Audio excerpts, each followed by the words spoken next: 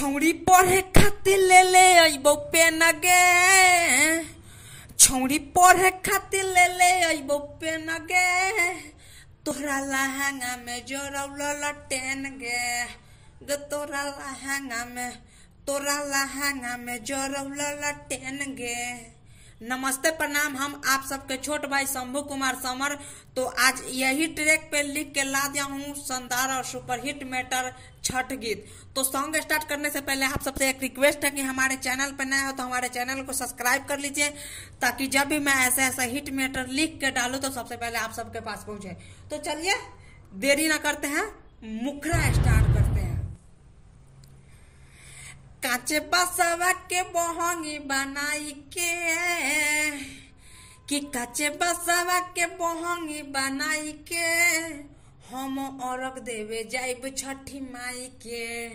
हम औरक देवे जाइब छठी माई के।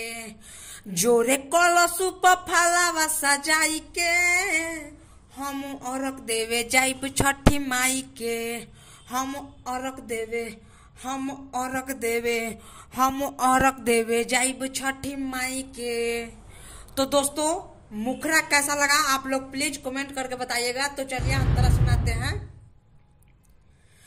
दौरा में दिया हमरा जगमग जोरे, छठी मैया ओइली ह सबका के घरे। किया रे दौरा में दिया हमरा जगमग जोरे, छठी मैया ओइली ह सबका के घरे। सभे नमन करे सिरावा झुकाई के, कि सभे नमन करे सिरावा झुकाई के। हम औरक देवे जाइब छठी माई के। हम औरक देवे जाइब छठी माई के।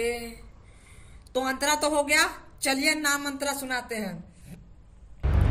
शंभु समर माई के लिखे ले लाचारी, सबका से छठी मैया लागली प्यारी। शंभु समर माई के लिखे लाचारी, सबका से नीक मैया लागली प्यारी। टुनटुन मुकेश नाचे डीजे बजाई के, ललन मुकेश नाचे डीजे बजाई के।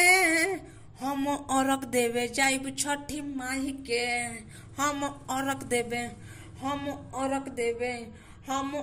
देवे जाइब छठी माई के।